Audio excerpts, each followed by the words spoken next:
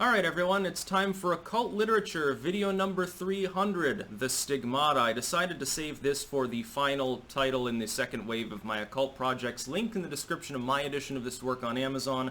Second and third links to my books blogs, where you can find plenty of other work still have to make the blog post for this. Then the great work is done, the next step of it. This is a 130-page work, so it's intermediate in length, and it's a very good one.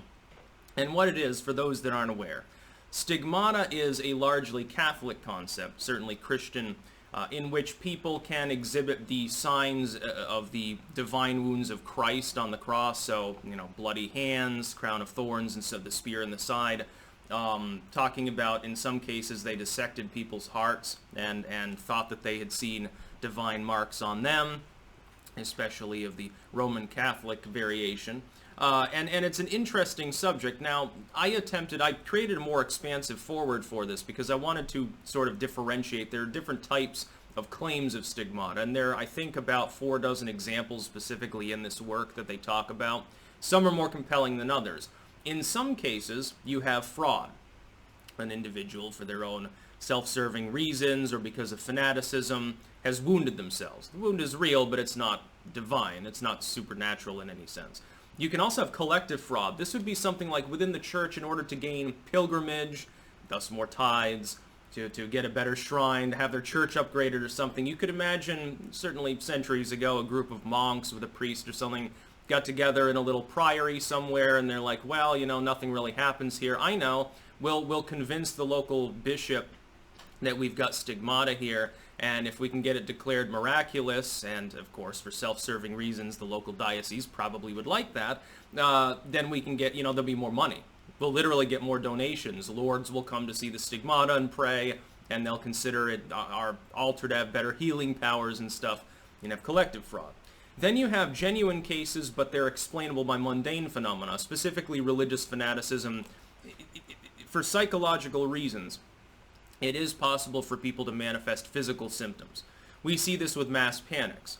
Sometimes somebody, for some reason, they just sort of lose it, and they start exhibiting symptoms as though they're deathly ill.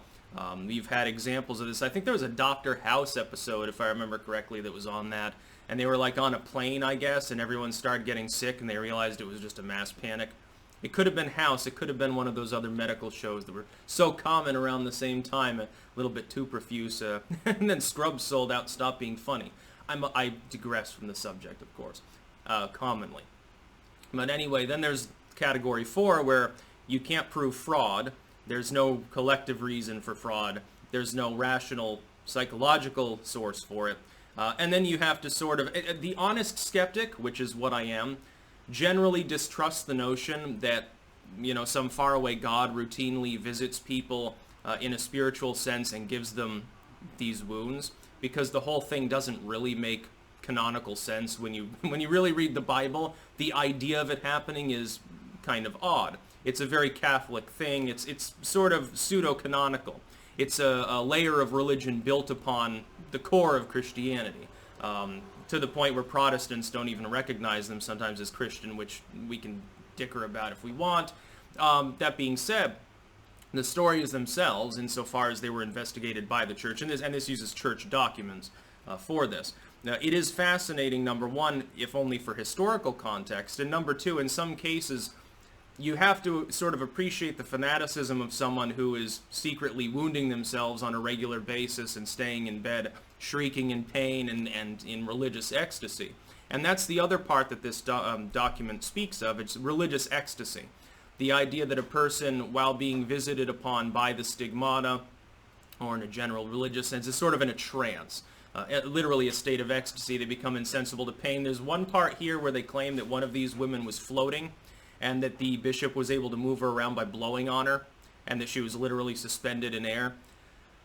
Some of the stuff in here is a little odd, and I suspect ergotamine might have been involved in some of these particular cases. Again, a group of nuns gets the bread that's got the ergot in it, and all of a sudden you've got religious ecstasy and weird wounds, which can happen with ergot, actually, cause blotches and hemorrhaging under the skin and so forth.